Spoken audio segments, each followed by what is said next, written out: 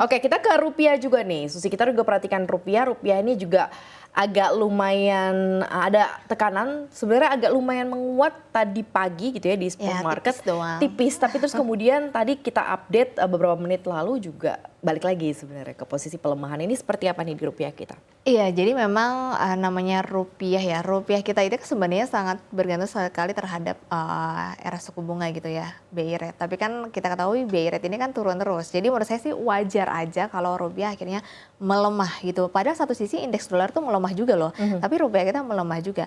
Tapi saya masih optimis selama ekonominya nanti berjalan dengan baik, terus tumbuh di atas 5% ya, Maria.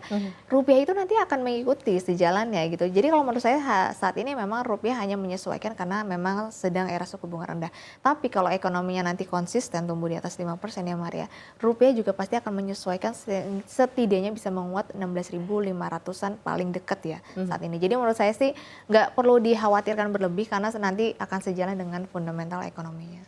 Oke, karena sekarang lagi pro pertumbuhan ekonomi dulu ya, bukan jagain rupiah. Karena Betul. selama ini kan memang dilakukan untuk menjaga. Biasanya sebelumnya stabilitas, sekarang justru fokus ke pertumbuhan. Sekarang fokus ke pertumbuhan, jadi sabar karena nanti si nilai tukarnya sendiri juga akan follow the trend dari economic growth itu tersendiri ya. Tapi kan lumayan ketar-ketir ya, yang short term business yang ngejalan ini agak-agak lumayan fluktuatif nih. Ekspor impor berpengaruh. Betul, ekspor impor agak-agak berpengaruh. Tapi kalau dilihat dari posisinya ini akan lumayan long term atau agak medium term sih fluktuatif yang terjadi di rupiah nih, Susi? Menurut saya sih hanya short term aja sih Maria ya. Kalau menurut saya gini, misalkan memang rupiah ini terus melemah mungkin akan berpengaruh terhadap ekspor impor. Tapi kalau permintaannya lebih tinggi gitu daripada beban kan sebenarnya juga mereka masih untung gitu. Jadi menurut saya pasti rupiah nanti akan sejalan dengan fundamental ekonomi gitu.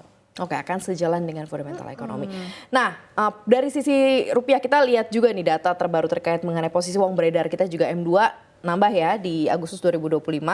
Ini seperti apa? Ini kalau kita menanggapi tanggapan dari pernyataan LPS ya, ruang penurunan bunga di dana di pasar masyarakat itu akan di pasar ini masih akan terus berlanjut. Nah, mungkin efeknya ke saham-saham perbankan ini seperti apa, Susi? Ya, jadi kan memang uang beredar kita tumbuh ya sekitar 7%-an. Kemudian kemarin LPS mengatakan bahwa ternyata kalau kita lihat tingkat suku bunga pinjamin simpanan di bank itu turun dari 37,5 menjadi 3,5%. Berarti kan di sini LPS mendorong ya Anda jangan simpan uang lagi di bank gitu loh, tapi gunakan uangnya untuk hal yang lain, mungkin investasi. Apalagi kemarin pertumbuhan ekonomi kita tuh 5,12% didorong bukan karena konsumsi rumah tangga loh, tapi karena investasi.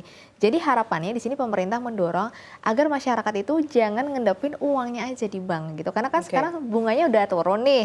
Jadi jangan cuma ngendepin di deposito aja, tapi bisa ke instrumen investasi lainnya atau justru bisa dipakai misalkan untuk berbisnis sehingga kan menciptakan lapangan kerja. Jadi di sini pemerintah fokus sekali dengan banjir likuiditas yang terjadi dengan nurunin suku bunga deposito, simpanan gitu ya. Sementara kalau pinjaman nanti akan turun, justru orang yang mau pinjam uang ke bank bunganya lebih rendah, tapi orang yang nyimpen uangnya ke bank justru menurut saya akan rugi gitu. Jadi memang fokusnya pemerintah sekarang untuk meningkatkan daya beli ya, makanya masyarakat juga harus bisa membantu nih dari program-program pemerintah. Iya, karena udah balik lagi ya, tagline-nya adalah menggenjot pertumbuhan ekonomi gitu ya. Jadi dari segala sisi itu memang dilakukan untuk push economic growth.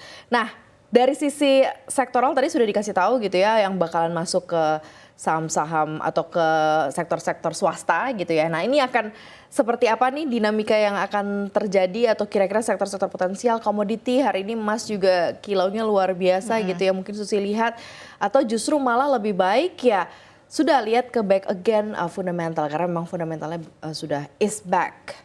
Ya, fundamental sekarang is back, tapi kalau kita ngomongin komoditi sebenarnya yang paling menarik saat ini menurut saya cuma emas. Kenapa? Ya emas ya kita akan ketahui The Fed udah turunin suku bunga. Ya emas berpengaruh dong, apalagi udah tembus rekor-rekor tertinggi baru, makanya harga saham-saham emas juga meningkat. Dan orang sekarang juga masih gemar berinvestasi emas gitu. Kalau kita lihat dari data World Gold Council itu permintaan bank sentral itu makin meningkat setiap bulannya. Kemudian kalau saya melihat untuk emas masih oke lah, tapi kalau kita ngomongin komoditi seperti batu bara, minyak itu justru sebenarnya saat ini masih kurang oke ya, karena batu bara itu oversupply, di Cina tuh masih oversupply, meskipun kemarin permintaan batu bara thermal ya di Asia itu ada peningkatan sekitar 6 juta ton, tapi sebenarnya itu belum seberapa dengan supply-nya itu masih over banget gitu loh. Jadi istilahnya supply-nya itu tinggi, demand-nya itu masih kecil. Begitu juga dari proyeksi minyak. Kalau kita lihat Badan Energi Internasional itu memproyeksikan bahwa permintaan minyak di tahun depan itu justru turun, tapi produksinya justru akan meningkat. Jadi sama aja seperti batu bara. Jadi menurut saya dua sektor ini, komoditi batu bara, minyak memang belum cukup baik ya momennya. Tapi kalau emas masih oke lah, karena nanti mungkin The Fed akan pangkas lagi suku bunga hingga akhir tahun.